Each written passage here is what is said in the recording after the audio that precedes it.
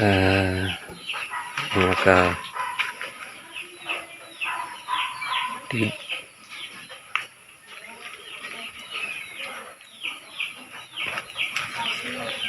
ito po yung area namin. Ito po yung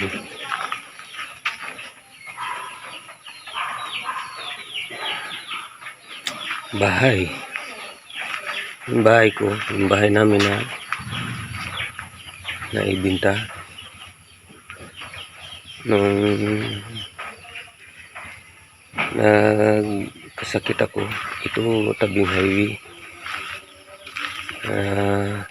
Binta namin po ito dahil sa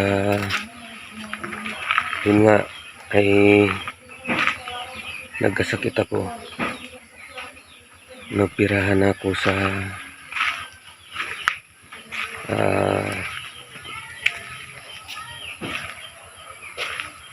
ulo. Ngayon po ay alis na kami dito. Alam niyo mga kapatid, malungkot po ang nangyari sa buhay namin, sa pamilya ko, na naibinta ko ang aming bahay dahil sa yung nagkasakit ako. Halos inabot ng 1,000,000 ang binayaran ko sa ospital dahil noperahan ako sa utak. Kaya ito mga kapatid, ang araw na ito ay iiwanan namin ito simula, kasi hanggang katapusan na lang kami dito. Maghakot na kami ng gamit. Alam nyo mga kapatid, mga kaibigan, na siya rin na ang iba ay nakatulong sa amin.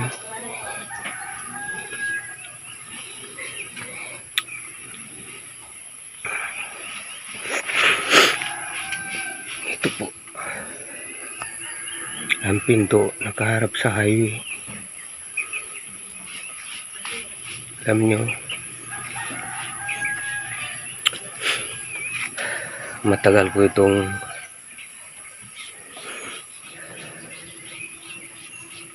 tinabaho. Halos na sa 15 years paama't-amat na mangyari ang bahay na ito. Dahil sa yun nga ay malaki rin ang pangangailangan namin sa araw-araw. Nahirapan talaga kami ngayon. Wala kaming pinagkakakitaan, walang sideline, walang income. Tapos ay yun nga, hindi rin ako makapagtrabaho dahil yun nga sa sakit ko. Alos taon pa ito ako makapagtrabaho. Kaya ito mga kapatid, pinapakita ko sa inyo ang nangyari sa buhay namin, yung isang pamilya na na-hospital ako sa Adventist. Napakalaki yung binayaran namin. Kaya ito mga kapatid, pinapakita ko sa inyo na halos 13 years old ang amat-amat na ginawa ko yung bahay na ito dahil sa yung pangangailangan. Maraming estudyante. Sa ngayon nagtitiis kami. Mayroon akong estudyante na pinaparal ngayon sa pasukan, paparalin. 3 grade 7, 2 grade 6, 1 college. Kaya ito pinapakita ko sa inyo ang nangyari sa buhay namin. ako ito ang na-hospital.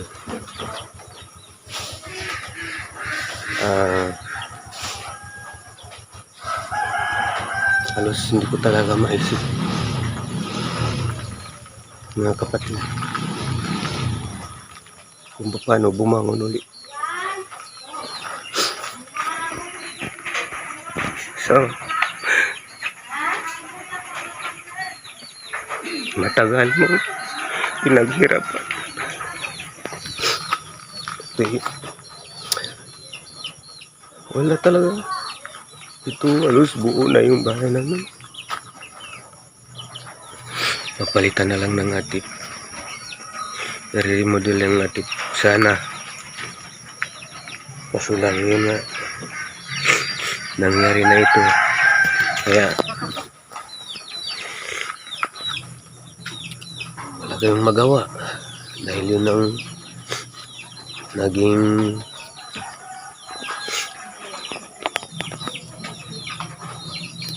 ito. Kaya ito, mga kapatid, pinapakita ko sa inyo kung paano nangyari ito. Kung pasamaro ko nangyari ito. Ito banda dito sa likod. Panay na ito. Hollow blocks. Ano na lang ito. Re-repair na lang ito. Ito yung bandang labahan dito. Dito yung wasing namin. Sa ngayon, mga kapatid, sa araw na ito, simula na kaming maghakot ng aming mga gamit kasi hanggang katapusan na lang kami dito.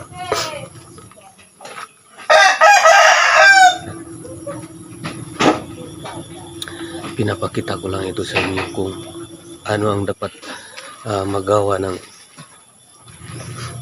mga kapatiran dyan sa mga nasabing nasa government natin, kasi wala rin kaming income. Member pa ako ng PWD, wala rin akong trabaho.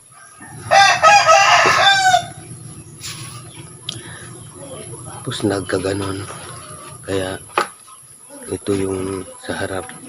Malaki ito yung bahay namin, malaki. Nasa 8x7 yung laki nito. Ito siguro, mga kapatid, hanggang dito lang.